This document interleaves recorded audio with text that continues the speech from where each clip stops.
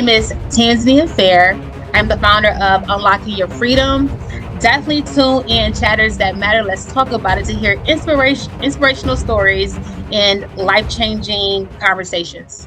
Hey, hey, hey, you know me. It's Dr. Cheryl Bryant Bruce, MD, the celebrity doc, and we are here with another episode of Chatters That Matter. Let's talk about it. I am your show host here to educate, inform, and entertain you. I'm going to go ahead and give our disclaimer right up front. I am a bona fide and true medical doctor, but I am not your medical doctor. So any information that you hear on this show is for your information and entertainment only. It does not constitute a doctor-patient relationship between the two of us. If you hear anything that you think applies to you, take that information back to your own personal physician and discuss it with them. With that being said, without further ado, I want to bring to our stage an amazing woman who her husband was recently on our show, and he was telling us what a powerhouse she was and what a tremendous impact she made on his life and the tremendous impact that she's making on the lives of many others. I welcome to our platform Tanzania Fair. Welcome, Tanzania. Thank you. Thank you. I'm super, super excited to be here for sure.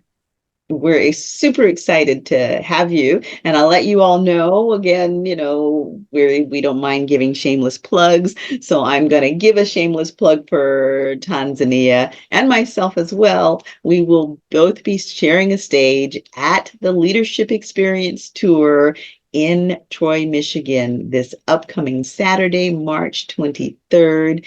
If you haven't gotten a ticket, Tanzania is going to let you know how to contact her, and you know how to contact me. Slip into my DM and send a message, and we will make sure that you get the information on how to get a ticket for what's going to be a spectacular event with 45 world-class speakers on the stage. So you Yeah. won't want to miss this. Tanzania, I'm so looking forward to hearing you speak. So Same. why don't you start out by telling us, not just your name, but who you are and what you're doing?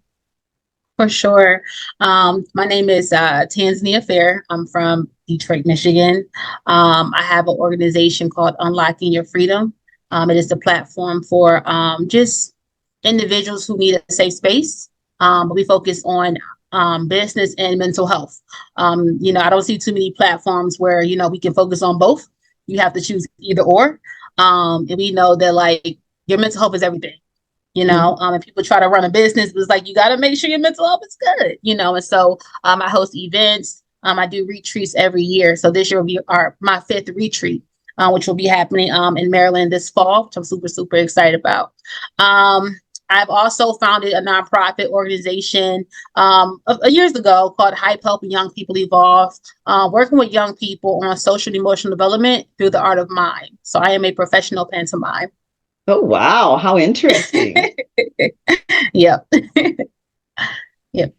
I have a real affinity for mimes because in my earlier days, I was in New York City, Uh, and we would go to Central Park, and they always had the mimes because back then, before Giuliani cleaned everything up, the street performers were a huge thing, and we belonged to the New York Street Performers Association, and they actually had a section that was specifically for mimes, and there were tons of wow. mimes in the city. So it didn't matter which corner Amazing. you showed up on, and particularly when you got around Central Park, you would find just fabulous mimes out there, and it was always so entertaining. So I have a special point in my Aw. heart for mimes.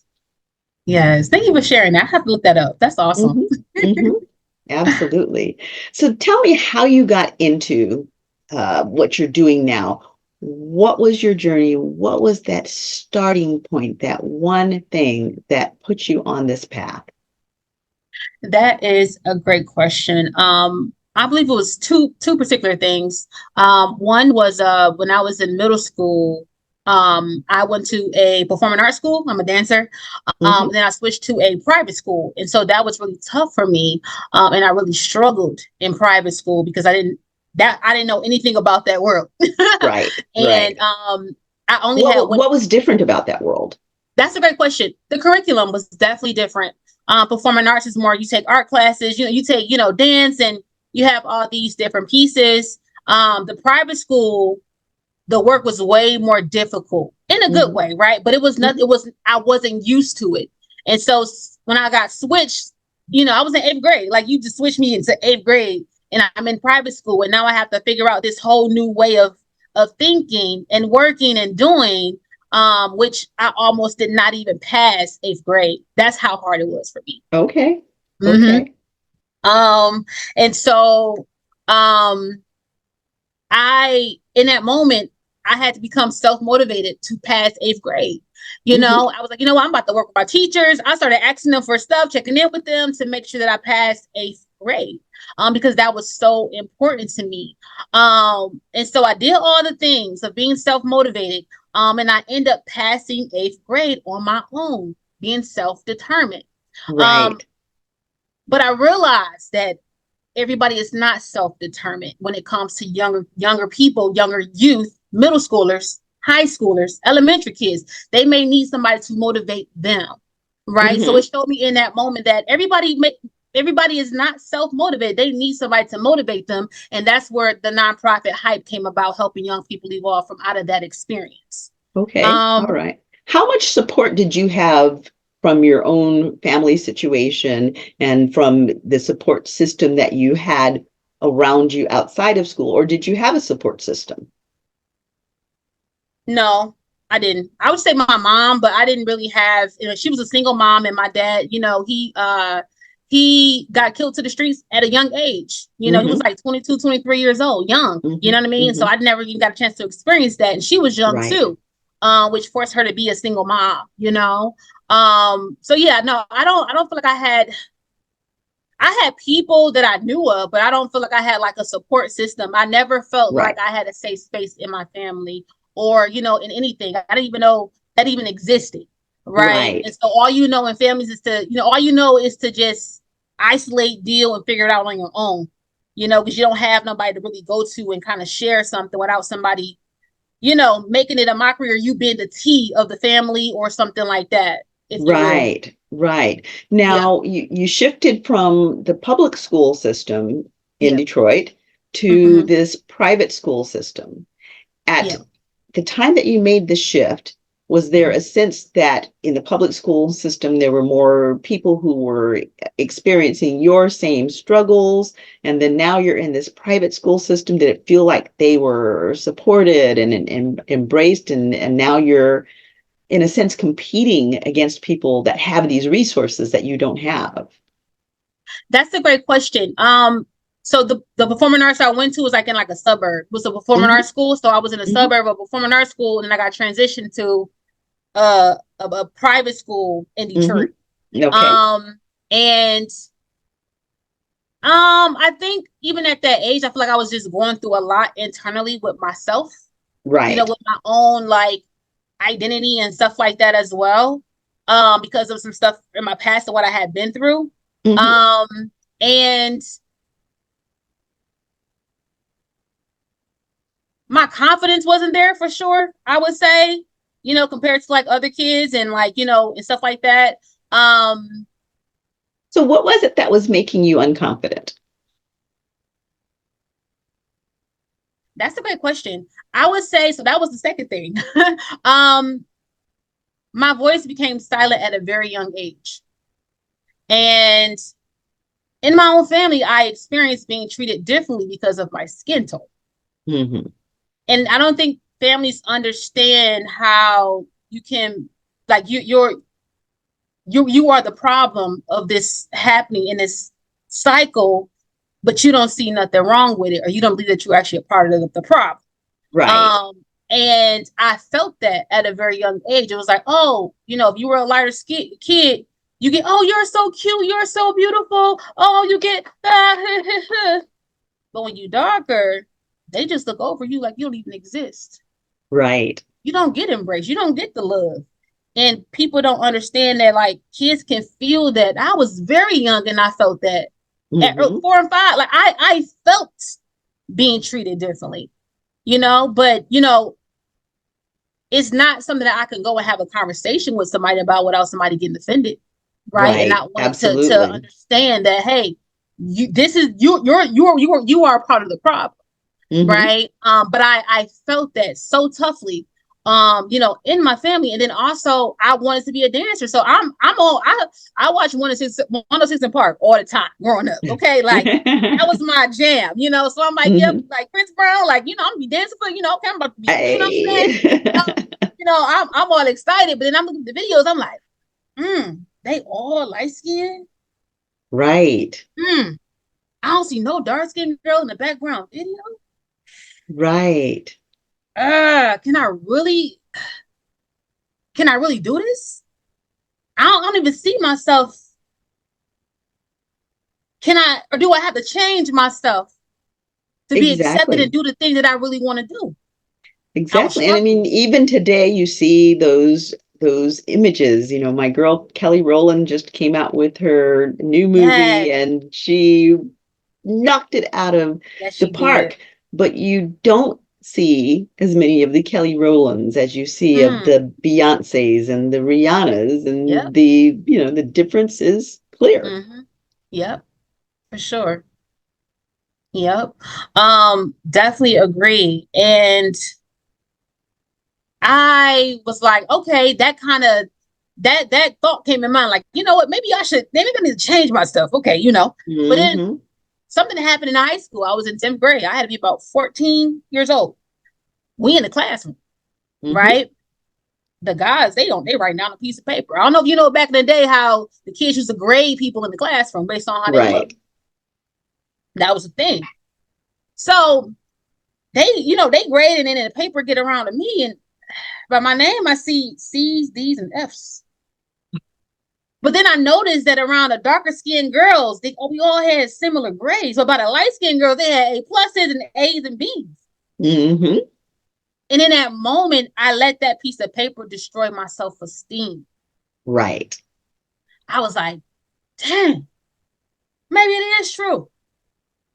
Maybe I need to go and change and do something and to fit and to be accepted. Hmm. That's what that came about. That Hmm. experience. Yeah. Yeah, yeah. And I mean, it's a heavy thing. It's really a heavy thing because I had the unfortunate uh, experience of becoming ill. And part of my treatment was that I was on very extremely high dose steroids. Mhm. And one of the things that happens when you're on the high dose steroids is it knocks out your melanin and you lighten up.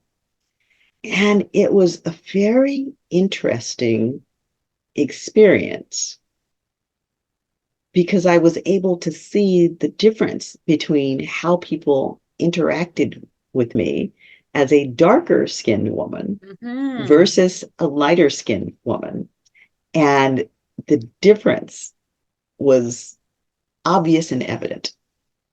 And I Mhm. thought, this is the prime example because I am exactly the same woman. The only thing that changed was the skin tone. Mhm. And the number of people that told me how beautiful I was or how attractive Wow. I was, Mhm. just like boom, all of a sudden it went up. And I thought, interesting, because the only thing that changed was my skin tone. Mm. It's real. It's real. It's real. It's out there and it's real. And Mhm. we talk about racism and racial stereotypes, but Mhm. unfortunately, that goes across the board throughout cultures and even is very prevalent within our own culture and within our own homes, as you expressed. Most definitely. Most definitely. So when that happened, um, I convinced my mom to help me tell us that I need to even out my skin tone. I just kind of, I made it up. I don't even know how, like, I was 14. Like, how did I even know what it was? Like, I was so intelligent. Okay. I don't know. Yeah. And so I'm like, I got to even out my skin tone, Then I had an older brother. He's like, yeah, I need something with my even out my skin tone. So that kind of gave me the green light to be like, to kind of get what I need. So Right. I bought. I don't know. I was looking at cases at Macy's and I found one and I bought it. Well, my head, I was like washing hair. Mama, she's a hairstylist, so I was washing hair and I got my $25. I bought it. Hmm. Took it home. Okay, we about to do this. Okay, cool. So, I was like, all right, I'm gonna test it on my hand first. You gonna test it? Okay, you ain't do nothing. Okay, all right. And so then maybe like a day later or so, whatever, I see my skin actually change to a different color. Hmm. And then I started noticing like light spots, literally like I'm getting light spots, like literally on my arms, then it's on my legs, on my feet, it's on my chest, Right. on my I kid you not, I had a whole breakdown. In that moment I started to so hate myself because of what I did to myself. Okay. So That you triggered a little vitiligo. yeah, mm-hmm, Hmm. yep. And I and in that moment, it crippled me in that moment. And I mind you, I'm 14 years old. I'm Hmm. 14. I'm young. I'm 14 years old. And from that day forward, I covered my body up from head to toe for 15 years straight. Wow. You couldn't see none of my skin. I covered myself up from head to toe. Now let me ask you, it was the vitiligo, and for those of you who don't know what vitiligo is, she basically described it. It's patches and spots of lightening of the skin so that the skin depigments in those spots, but it isn't a uniform, even depigmentation. It does it in patches and spots. So you get that kind of leopard print sort of thing going on.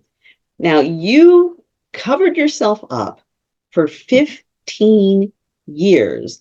Did Mm-hmm. the vitiligo last for 15 years, or was that at that point in your head that you developed this issue about your color and your Mm-hmm. skin that That's kept you mhm. covered in spite of? That's a great question. Once that happened, my brother was teased and say, "Oh, you got the Michael Jackson disease." You know what I'm saying? So I'm in my head. It's dead. Like I'm just like in my head. I'm thinking it's all these things. But in 2017, I went to the a dermatologist, and it's actually called tinea versicolor. It's Uh-huh. like an overgrowth of yeast on the skin. It can't do Right. nothing, but it can go back. You take some cream, so it's actually tinea versicolor. Okay. Um, And and what that is, which is a mhm, difference between just straight up vitiligo, there are different types of vitiligo, but the vitiligo actually depigments the skin, and it's basically more permanent. There are some treatments for it. You can use UV light and such, lasers to try and bring the color back into the skin. The tinea versicolor is actually a fungus, and it can be treated with antifungals. It does depigment the skin, but as soon as the fungus is treated, then the color comes back in. yep. So I feel like that the chemicals in what I use triggered something for that to actually Yes, happen because I had never had that. exactly. Yep. Exactly. Um, I'm trying to make sure I answer your question. Hmm. So you asked me about I asked you about, you were covered for 15 years. right. Did you have the patches of discoloration the entire 15 years, or did you just get stuck there and continued to stay covered up? No, I had the patches because Okay. I didn't see a dermatologist until 2017. Okay. Right, which is not too long ago. I mean, it is, Right. but not too long ago. But Right. mind you, Right. I had started getting these patches at 14. That was in 2004. Right. That was in '04. I didn't see a Yes. dermatologist until 2017. Right. So I definitely still had all those patches and stuff like that, like on my Yes. body. And but but even like chemicals in certain products could also trigger it and stuff like Right. that. Mm-hmm. And no, I definitely had the patches. I definitely seen patches and everything through that whole entire time. Now, was there a reason that you didn't go to the doctor sooner to address it? That's a great question. So I had begged my mama to go to a dermatologist to do a Mm-hmm. biopsy on my skin. Mm-hmm. And I went with my auntie. I remember it's like it was yesterday. And they took a patch and stuff like that, and they tested it, and they came back, and it was like what did they tell me? They said they couldn't find nothing or something like that. They said Mm-hmm. it wasn't nothing, and I literally cried like I was about to die in that room. I Poor was baby. crying so hard, like Mm-hmm. girl, you would have thought, girl, I was in there. I was going because I'm in my head. I'm like, oh, this is the solution. I'm about to figure out what's going on. I'm about to know. Oh, and I can move forward with my life. No, So they now couldn't. you're completely covered up. Yes, Did you experience depression? Where were you emotionally at that time? that's a great question. Emotionally, I definitely wasn't good. Mm-hmm. But one thing that I know in that when I was going through that whole thing, I was grinding and depressed at the same time. Oh, I'm out here okay. doing great stuff. I'm out here. I mean, once I got to high school, I had all 4.0s, valedictorian in the 10th grade. They told me National Honor Society, class president, got into 6 or 7 colleges, went to Michigan. I mean, I was grinding and depressed at the same time Mm-hmm.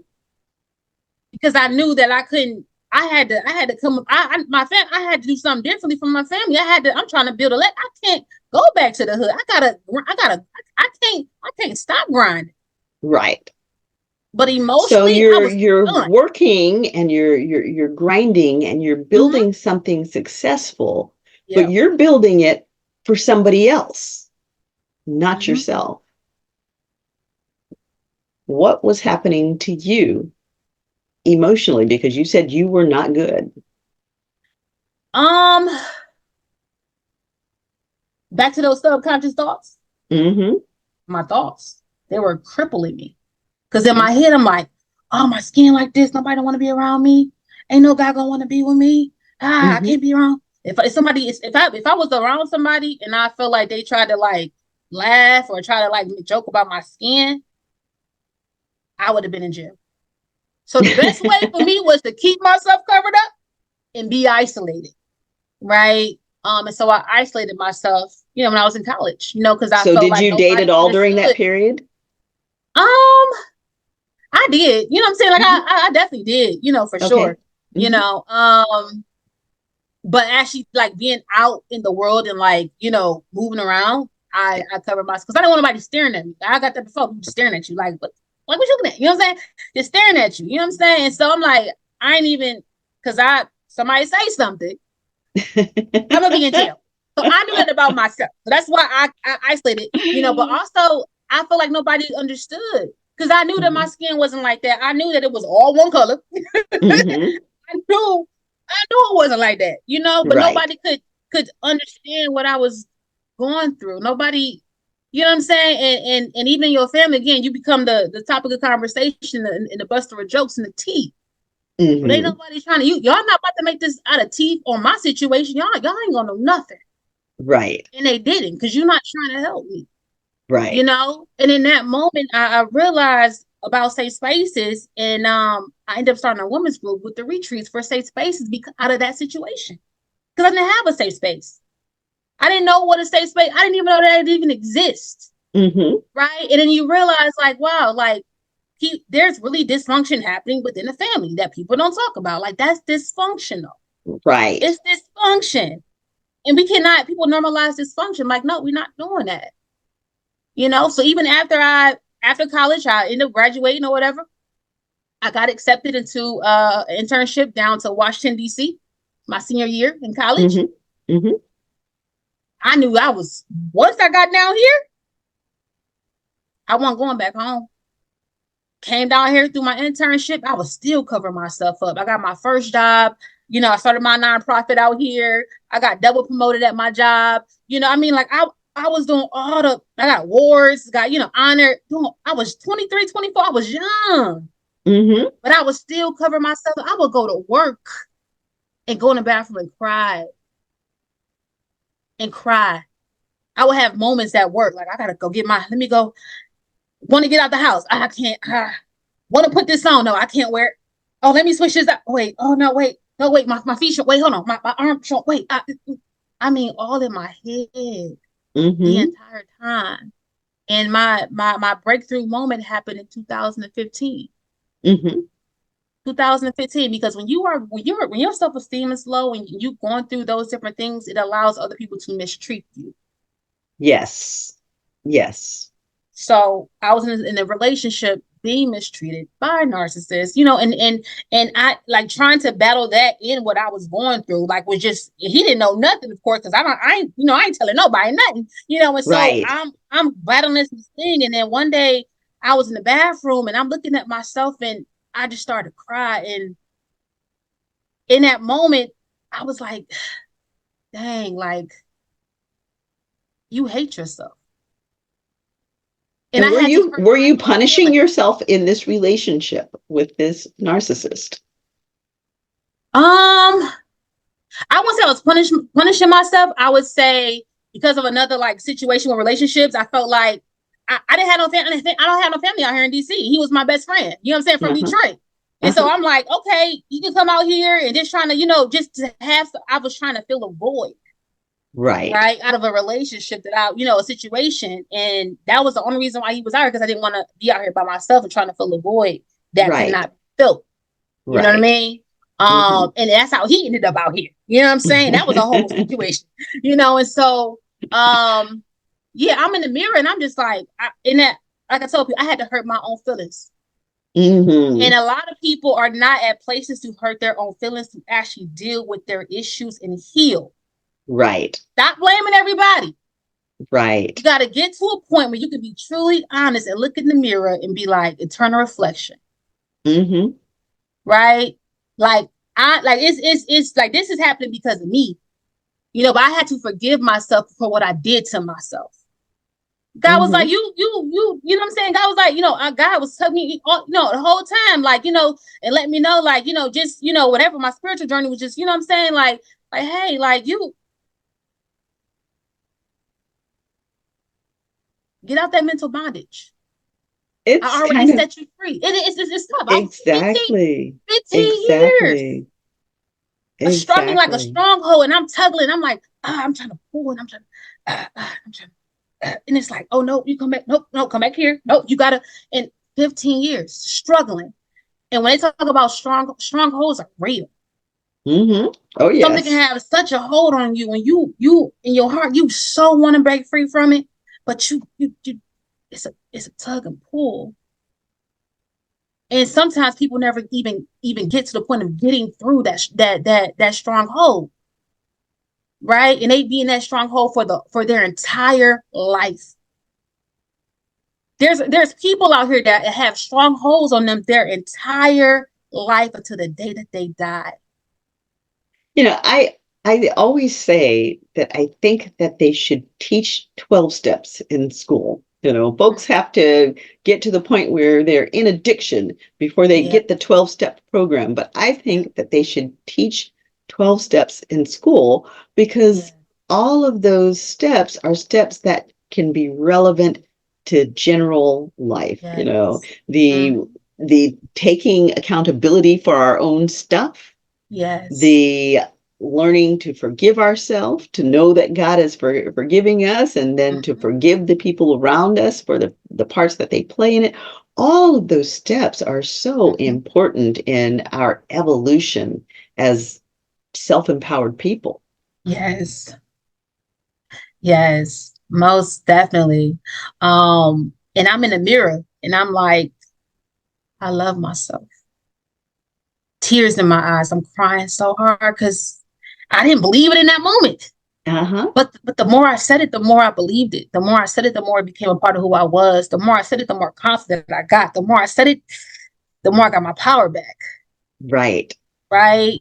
And that right there was a life-changing experience for me because I got my confidence back and I started to redefine my identity. Right. Who are you? What do you like? Right? And I started to redefine who I was. You Mm-hmm. know, like you're not that person anymore, baby. That was you at 14. Mm-hmm. You 22, 23 right now. I Yes. had to redefine who I was. People like me, you so confident. You so I wasn't always like this, baby. It took work. Mm-hmm. And it's work that some people don't want to put in. Let's be real. It's painful work. It took work. It is. Mm-hmm. It took work, you know. And I started to gain that confidence. And I was like, you know what? I'm about to go to the store and buy me some shorts. I'm gonna go ahead and Mm-hmm. just the first time wearing shorts was like in 2014, probably Mm-hmm. out in public. So I had my first time when I was actually showing my skin in public. Right. And I'm in my 20s, you know, Mm-hmm. and I wear shorts for the first time. I felt so uncomfortable. I was just like, I just felt like people were looking at me, but that's all in Mm-hmm. my head. And to mind you, at the time, I'm working with young people. I'm working with middle and high school students in Mm-hmm. DC, loving on me. They ain't looking at nothing. Like you in your head, girl. Like you ain't like all in my head. They didn't think nothing. They didn't even know to this day when I talk to them. They grown now, but not something like you was going through. I didn't never know. They didn't even know, but I was in my head. But that was me stepping out of my own self and say, you know, I'm about to step out here and try and I'm gonna step out here and put something. I'm gonna show my I'm a and I finally got the courage because mind you, it took me 10 times to get out the house trying to switch my clothes and okay, I'll put this on. Nope. I would have a coat on or one of those little jean jacket. Oh, that was my thing for the summer. Girl got shoes on because I ain't wearing no heels. I ain't wearing no sandals because you ain't seeing my feet. You know, so I was just like so in my head. And my liberation moment happened when I was 30. Mm-hmm. I told myself, I said, I'm about to be liberated from this. I'm about to be free. Mm-hmm. I made a conscious decision. This thing right here has no place in my life no more. It's over. So for my 30th, I was going to Cancun. Mm-hmm. Girl, I got in shape. I got in the gym, got my body right. Okay. Bought me some two pieces. I could show you the picture. I can see the picture. I'm on the beach. I'm on the beach with a bikini on. Two pieces. Like this. Love it. You know, and I felt so good, and I Mm-hmm. felt totally free. I felt Yes. I felt so I just like I didn't care. I was on the beach. I don't care looking at me. Like I felt so good. Like, "Ariel, you look good." You know what I'm saying? I felt so good, and that was my liberation moment. And so when I talk about unlocking your freedom, Right. unlocking your voice, unlocking bondage, unlocking whatever it is that is holding you back or stopping you from reaching your fullest potential, whether it's business or mental or whatever it may be, right? But that unlocking your freedom, like I had to unlock my own freedom, Mm-hmm. right? And again, it took work and it wasn't easy, but I felt my liberation moment. I told people in my retreats like, you are on a road to liberation. I'm not saying it's gonna happen today, but baby, you got to start somewhere. Right. And sometimes people don't even have the time and space to reflect and really think about all the things that is impacting their own lives. Mm-hmm. Because I got to take care of my kids and I got to do this and I got to go here and I got to do this and I got to da da da da da da da. That you don't even have a space to say, man, I need to deal with this here so that I can show up in a different way for myself. And that's going to overflow to everybody that's attached to me. Mm-hmm. Yes. Right. And so the retreat is really a space for people to self reflect and dig deep. When I tell Mm-hmm. you, I asked a question about, we were talking about being molested. All the females had been molested except one. Mm-hmm. And when I tell you, so many girls just crying because they felt like somebody understood them and they wasn't Right. alone. Right. It was such a powerful moment. And we had a mirror activity. You had to literally talk to yourself in the mirror. Mm-hmm. And it would take girls 10 minutes to even say anything because they was like, you know what? I've never looked in the mirror at myself. And I've been there. I walked Mm-hmm. past that first time I looked in the mirror and I had to apologize. That was the first time I actually looked in the mirror after all those years that had happened to me. Mm-hmm. All those years. And you gotta look in the mirror and you gotta talk to yourself. Say whatever you want to yourself. Broke down crying. But that's that liberation. That's that shedding. Right? Like, go ahead, get it out, get it out. And then we say, you know what? We're gonna burn all of this. We do a bonfire session, we write everything down, and we let that stuff burn, Mm-hmm. and we celebrate as a union. That's like the last kind of thing that we do to really let those things burn. It's like, okay, now what are you gonna embrace moving forward? Right. Once you burn this, it no longer exists in your life. It's gone. Your past you can't get back. It's gone. Heal Right. from Mm-hmm. it. You're gonna have triggers. Right, you're gonna have triggers. And I tell people all the time, people say, oh, like healing is a journey, healing is not a stop. Okay. Like, when you deal with something that causes you it's a lifelong trauma, it's a lifelong thing, Mm-hmm. that means it's gonna always affect my life. But Right. I have to understand how to maneuver through it and understand my triggers and when I'm feeling this is happening because of something that happened to me that I had no Right. control over. It's a lifelong trauma that I'm going to always forever have in my life. Right. But it's like, how do I move through that? How do I operate in forgiveness? Right. Forgiving people who are a part of that so I can move forward with my life. And I tell people all the time, forgiveness is not for them, baby. It's for you. Forgiveness. Exactly. And I had to get to that point, and I was crying. It was so hard, but I had to let it go. And I just felt like a weight was lifted off my shoulder when I was just forgave, and from a place of, just from a place of this is for me. And I'm not forgiving. I'm not saying I'm forgiving to say, oh well, or like it no longer exists. No, it happened. Mm-hmm. It's real. But me saying I forgive is for me to be able to move forward in my life, that this thing no longer has a hold on me, that I can move through life and become my best self. Exactly. And then you carried this message forward to the man that you eventually married. Yes, Tell us about that experience. for sure, for sure. Yeah, so we were talking about his grandmother, well, no, his aunt. And one me and him, we connect on a spiritual level. We Mm-hmm. were just friends and stuff like that, and we had realized that like we were literally going through similar things around the same age at the same time, didn't even know each other. Mm-hmm. Mm-hmm. Right? You're like 2008. I'm like, wow, 2007. I'm 2008. So, was so, so God has a way of connecting people. Just say that. Right. Um, Absolutely. yes, yes. But definitely even when I got with him, that year was my liberation moment. Mm-hmm. Right. So here I am about to open up to a man. I'm just starting my liberation moment at the age of 30. Mm-hmm. And I have to be okay with going through this experience, and I ended up telling him about it. And he was like, come here. Um, and so I took my shirt off and stuff, and he just started kissing my spots. He was like, you beautiful. You Mm-hmm. beautiful. I love your skin. Your skin is beautiful. And I was just crying. You know what I'm saying? Like, but he was just so embracing, like, hey, yo, like you beautiful.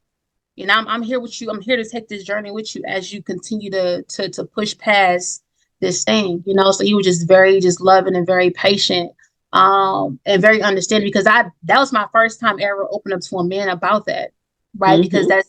that's dear to me. And then you have people who can use that against you and talk about you and oh, and try to use as a weapon, right? Right. Right. And that didn't happen. So he Mm-hmm. embraced me with so much love, and I just appreciate that because I had not shared that with no man ever in my life. And you he know, tells me that you embraced him in the same way and allowed for his tears to flow.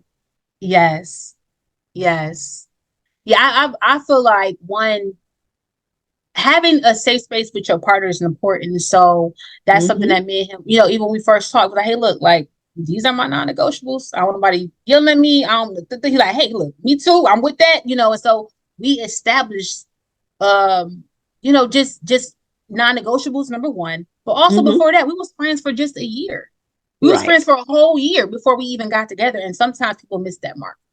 They want Right. to jump into something like ASAP, but no, take a year so you can be friends. So we built a friendship. We didn't do Mm-hmm. nothing at Mm-hmm. all. We was in separate states. God was like, "Girl, you fast. You gonna be in another state. You Right. can't get to him. You." um. Right. Oh, God is just so funny. But we was just friends. We was friends for a whole year, literally. Being able to learn each other, understand each other, and talk and build, and that's the foundation, right? I tell people all the Absolutely. time. I tell people all the time. If you take if you take sex out the picture of your relationship, what are you standing on? What do you got? A lot of people, you Right. take materialistic stuff out the equation of your Mm-hmm. relationship. What do you have? You don't have nothing. You're not standing on nothing. And we saw that a lot during COVID. You had all of Yeah. these relationships that were Oh built on my God. nothing. And then when they were thrown together and had to actually relate, they realized they had nothing in common. Nothing. Nothing at all. And so and even with me with my husband now, I had to re-pray a prayer. I was Mm-hmm. praying for the wrong type of man. God was like, didn't you pray for that? Didn't you ask for that? You got it. Now you don't want it because you Mm-hmm. didn't pray what I need you to pray. And so I Right. had to repray my prayer. And even when we were just friends, God had already showed me he was my husband. He was like, don't mess that up. That's your husband. Right. It's just friends. I didn't tell him that. But people don't realize when they praying for materialistic stuff, but you're not praying that he's a man of God. Mm-hmm. You're not praying that he's loving, he's affectionate, communicate. Like you miss all the qualities that actually matter in a relationship. Mm-hmm. So I had to literally re-pray my prayer, you know. Right. Um, and a lot of times, like I said, people, look at all the extra stuff that don't even matter, you know. Mm-hmm. It's been because I always like, even like life is like, you're gonna go through some challenging moments. Even with mental health. I mean, everybody's gonna experience something at some point in life. Why? Because one, everybody gotta die one day, right? Right. Trials and tribulations are part of life all the time. Right. So Right. you gotta be able to have somebody that you can go through those things. Look, everything's not gonna always be peaches and cream. It's not gonna always be great, pretty. Oh, Instagram pictures. No, we talking about real life. And you gotta find somebody who can do life with you, who can do real life with you. I don't want you to do Instagram with me. Right, right. I mean, everybody can So, do Instagram. We can all live in the high times. It's those lows that kick our butt. yes, it's those lows. And even with, even when you are, in a relationship with people who have dealt with mental health challenges, Mm-hmm. it's a certain type of way you have to communicate. It's just a certain, I feel it just it's different. I'm not saying like that, but it is like, certain things that people have been through that triggered them and stuff like that, and you come and be like you end up, adding to, and they done got through this whole thing, and now you kind of, it's making them spiral back down to Right, ah mm, right. So, I mean, kind of the point there is that you really have to be cognizant mm-hmm, of who you are, yeah, what you're bringing, and how what you're bringing is affecting the other yes, person. You have to care enough about that other person to see their pain. And mm, instead of sticking a thorn in the sore spot, be the one to pull that thorn out. yes, yes, that's right. Mm-hmm. All right. Well, if you had one message to give to our audience in terms of self empowerment, Mhm. what would that message be? That's a great question. um I would say accept yourself where you are. Mm-hmm. A lot of times people try to get to this place or try to be this and it's just like you got to be able to accept yourself where you are and love on you in that moment. Um, Yes. I will also say,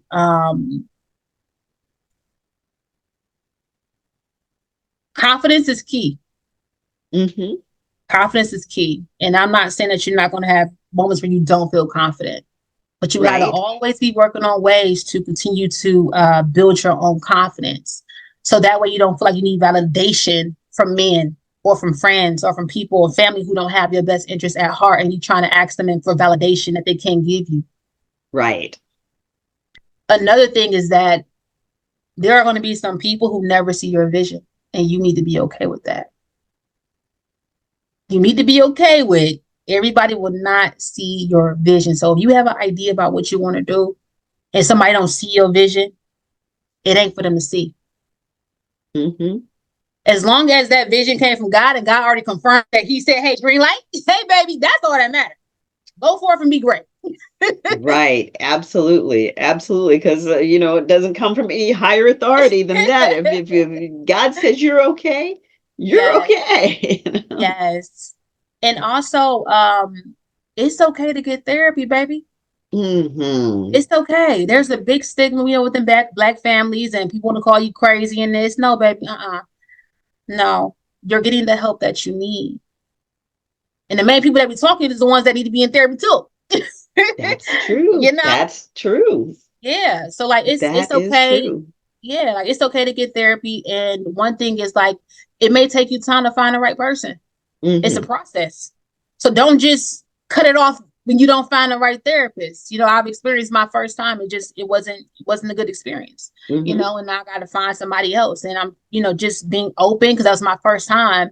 And it stung. So I'm like, and it was a black woman owned business. And it stung me. But I had to also understand that like it's a part of the process, you Yeah, and I know. think one of the things that people don't understand about therapy is they go to therapy for the wrong intent. They go Mm-hmm. to therapy for someone to agree with their point of Yep. view, and that Mm-hmm. is not the Fine. Nope. therapist's job, Yep. So when the therapist challenges them, Mm-hmm. and the therapist will challenge you to Mm-hmm. get you to think it through Mm-hmm. and will not necessarily validate your position because your position may not be valid. But it's also not the therapist's job to tell you that's not valid. The therapist's job is to get you to self reflect and see the error in your thinking. Yes, that's a whole fact. So if you're Yep. going to the therapist for them to agree with you that everybody else is screwed up, you're never That's going not to find the right therapist because that's not what they're there for. exactly for sure. And then just one more point. It's okay to do something different when you come from a family or just an environment where everybody doing the same thing over and over again. It's the same thing, and nobody is doing anything different. It's okay to be different. It's okay to step out there and do something that your family has not done. Mm-hmm. I'm an author, Mm-hmm. right? Although today my auntie was an author, I didn't know that, so I'm the second author in my family. Okay, and Bravo. right, and then what's I gonna say? I recently got into Howard University for my PhD program. I'm the first person Bravo.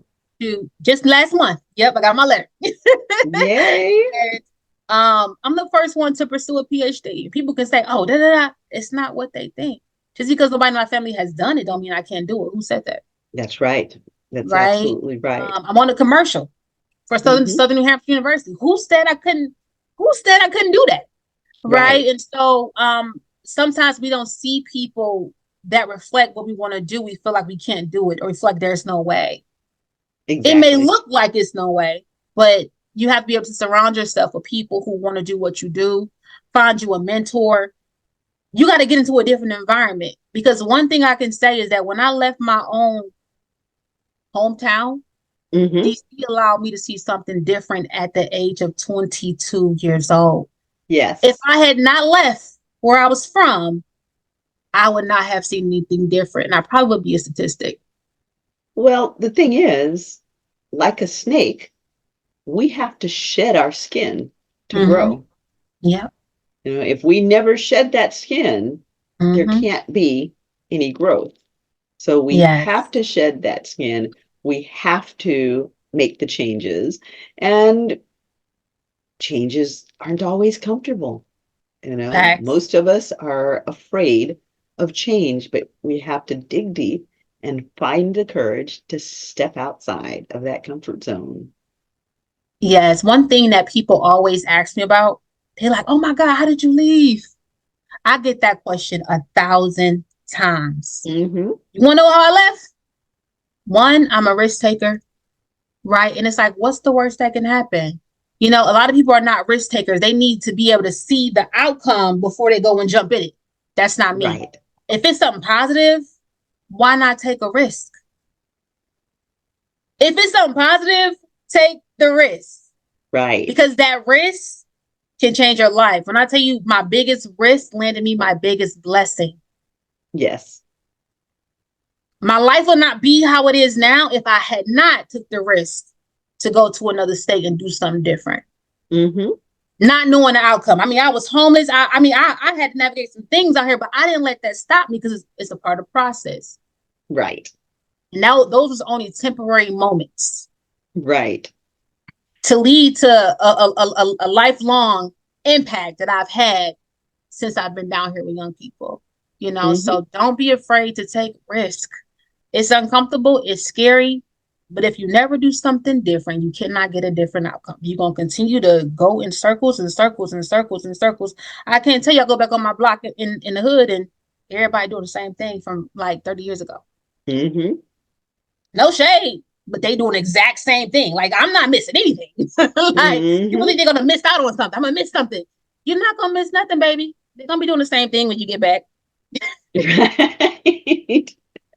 Right. And then, yeah, I think that if you talk to anybody that has grown and moved forward and reached for higher goals, they will all say the same thing, that when they Mm-hmm. come back to where they started, everything is very much the same.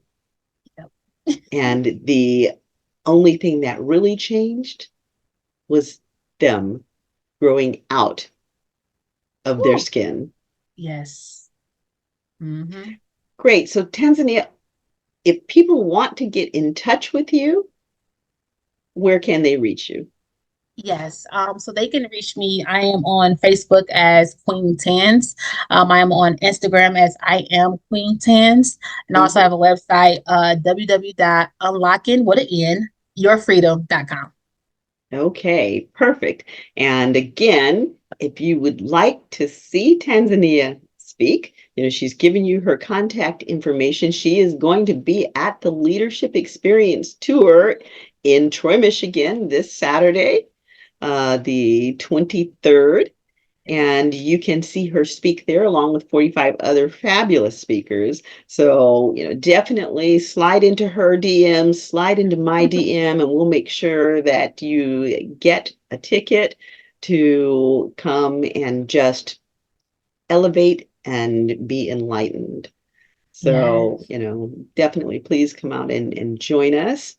And Tanzania, it has been a pleasure having you.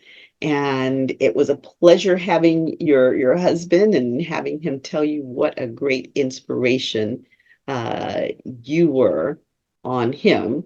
And I can absolutely see why, and really, again, look forward to hearing your inspiring speech. Thank you. Same here. It's on the Thanks. popping next week. We're going to have a That's ball. right. That's right. That's right. We are in it to win it. Yes. And, this show is here for your enjoyment, your education, your information. So we were glad that you were able to join us and hear this inspirational message. And we thank you all, our audience, for the support. This show is for you. So if you've liked what you've seen, if you've heard something meaningful, please go to Tanzania's social media, like, connect, follow her, and the same with us. Please like these shows, Connect with us, subscribe to the stations, and by all means, please share. We're here with you every Monday and Wednesday evening. Chatters That Matter. Let's talk about it. I'm your show host, the Celebrity Doc, Cheryl Bryant Bruce, MD. Be sure that you come back and join us often. Health is wealth, and you are your greatest asset. Invest in yourself.